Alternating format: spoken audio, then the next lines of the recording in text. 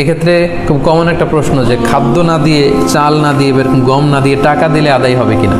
সাদাকাতুল ফিতর আদায় করা হচ্ছে ওয়াজিব। সাদাকাতুল ফিতরের হাদিসগুলো যদি আমরা একটু পর্যালোচনা করি, দেখবো যে 5 ধরনের খাবার দিয়ে আদায় করতে বলা হয়েছে।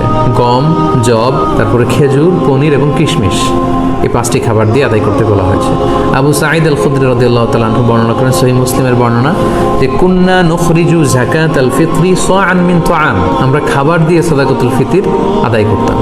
এবং সে খাবারগুলো কি ছিল আমরা বলেছি যে গম, জব, খেজুর, পনির এবং কিশমিশ। কতটুকু পরিমাণ আদায় করতে হবে? 1 সা।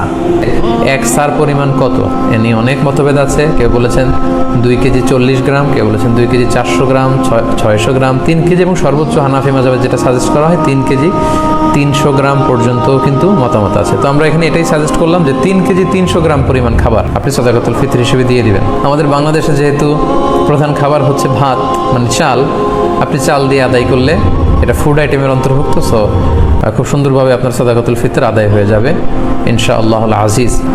এক্ষেত্রে খুব কমন একটা প্রশ্ন যে খাদ্য না দিয়ে, চাল না দিয়ে, এরকম গম না দিয়ে টাকা দিলে আদায় হবে কিনা। এ ব্যাপারে স্কলারসদের মধ্যে মতভেদ আছে। হানাফি মাযহাব ছাড়া বাকি 3টা মাযহাবে, শাফিঈ, মালিকি, হাম্বলি, 3 মাযহাবে বলেছে না, যেহেতু সরাসরি হাদিসে খাদ্যের কথা বলা হয়েছে, so it should be food item, খাদ্য দিয়েই হতে হবে। কিন্তু হানাফি মাযহাবে বলা হয়েছে যে না, খাদ্য দিলে তো আদায় হবে, পাশাপাশি এটার মূল্য দিয়ে দিলেও ইনশাআল্লাহ আদায় হয়ে যাবে। এবং শাইখুল ইসলাম ইবনু তাইমিয়া আলাইহি রাহমা উনিও এই মতামতকে গ্রহণ করেছেন যে ফিতরা খাদ্য সামগ্রী দিয়ে আদায় করা উত্তম। তবে এমন যদি হয় পর্যাপ্ত খাদ্য পাওয়া যাচ্ছে না, কিংবা ঈদের নামাজের সময় হয়ে গিয়েছে, এখনও আমি আদায় করিনি, এখন কোথায় আমি গম পাবো, চাল পাবো, কখন মাপবো, কখন দিব, আমি তখন টাকা দিয়ে দিলাম, আদায় হয়ে যাবে। অথবা এবং গরিবদের মাসলাহা যদি এখানে থাকে যে তাদের যদি টাকা দিলেই বেশি উপকার হয়, তখন টাকা দেওয়াটাই উত্তম হবে এবং দিলে আদায় হয়ে যাবে ইনশাআল্লাহ।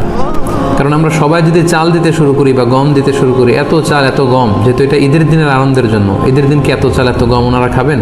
ঈদের দিন হয়তো অনেক গরিব মানুষ বা অনেক মিসকিন ফকির তারা একটু পায়েস খেতে চাইবে, একটু পোলাও খেতে চাইবে। সবাই যদি চাল দেয়, এই চাল আবার ওনারা বিক্রি করবে পায়েস কেনার জন্য, ওই চাল বিক্রি করে ওটা টাকা দিয়ে পায়েস, সেমাই এগুলো কিনে নিয়ে আসবে। তো ঘুরে ফিরে একই কথা হলো, আপনি টাকা দিয়েও যদি দেন আদায় হবে। এবং যদি গরিবের মাসলাহাত থাকে সেটা আউলা, তাদের যদি টাকা দিলে বেশি উপকার হয় তাহলে টাকা দিয়েও আদায় করা যাবে ইনশাআল্লাহ।